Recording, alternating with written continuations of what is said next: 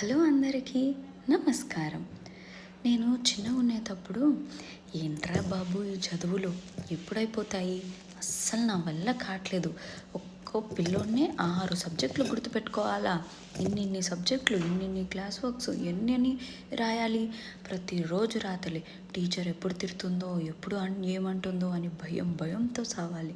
Study అవర్కి వస్తే coordinator వస్తుందేమో, మార్కులు రాకపోతే పేరెంట్స్ తిడతారు, వచ్చి మా అమ్మని అడగమంటారు. అమ్మో బాబోయ్, ఇవి నా వల్ల కాదు. ఇన్ని గుర్తుపెట్టుకోవాలంటే నా వల్ల అసలుకే కాదు. అది టీచర్ అయినామే అనుకో, ఖచ్చితంగా ఒకే సబ్జెక్ట్ చదవాలి, ఒకే సబ్జెక్ట్ గుర్తుపెట్టుకోవాలి. అప్పుడు ఏ కరెక్షన్లు ఉండవు, ఏ టెన్షన్లు ఉండవు. తీరా పెద్దగా అయ్యాక టీచరే అయ్యాను. తర్వాత తెలిసింది ఏంటంటే స్టూడెంటే మేలు, రాస్తాడు, తిట్లు తింటాడు, పోతాడు.